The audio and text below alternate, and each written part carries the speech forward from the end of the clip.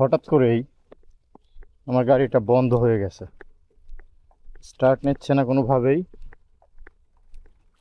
গতকাল যখন মোটরসাইকেল বাসা থেকে বের করি তখন স্টার্ট নিতে একটু সমস্যা হচ্ছিল, সেলফ কাজ করতেছিল না।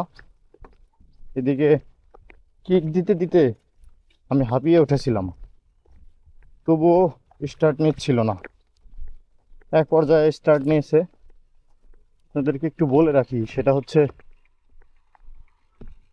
গাড়ি রিজার্ভে চলতেছিল। আমার গাড়ি ৪৫ থেকে ৫০ কিলোমিটার পর্যন্ত রিজার্ভে চলে, কিন্তু কালকে যখন বের করেছি তখন রিজার্ভে ছিল হচ্ছে ২৫-২৬ কিলোর মতো এরকম। পরবর্তীতে গাড়ি স্টার্ট নেয়, অনেক কষ্ট করার পরে স্টার্ট করে একটা জায়গায় যাই। আমি যাওয়ার পরে হাঁপিয়ে গেছি গাড়ি ঠেলতে ঠেলতে। ওইখানে যাওয়ার পরে মোটরসাইকেল রেখে গেছিলাম একটা দাওয়াতে। তো দাওয়াত শেষ করে ভাবলাম যে রাস্তায় গেলে গাড়ি বন্ধ হয়ে যেতে পারে, লোকাল তেল একটু ঢোকাই। পরে ১ লিটার লোকাল তেল, যেটা বোতলে বিক্রি হয়, ওই তেলটা ১ লিটার ঢোকাই আমি। স্টার্ট নিতেছে না, স্টার্ট নিতেছে না, সেলফ কি কোনোটাই না, স্টার্টই নিতেছে না। ঠেলতে ঠেলতে কোন পর্যন্ত নিতে পারি দেখি। এখন যেটা বিষয় সেটা হচ্ছে, পরবর্তীতে যখন ১ লিটার তেল আমি ঢোকানোর পরে গাড়ি স্টার্ট করতেছিলাম, গাড়ি স্টার্ট নিচ্ছে না, সেলফ একদমই কাজ করতেছে না, কিক দিয়েও কোনো কাজ হচ্ছে না।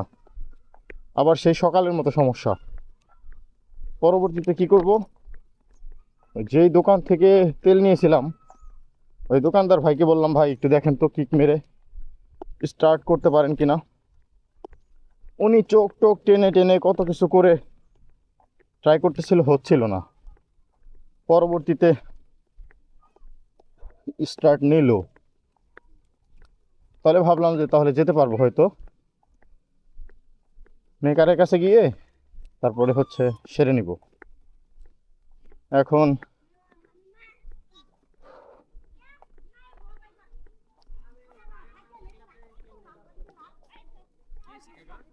স্টার্ট নিতেছে না,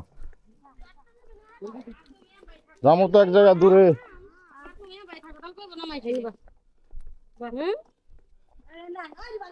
যাই হোক আর কি, পরবর্তীতে ওইখান থেকে স্টার্ট হয়।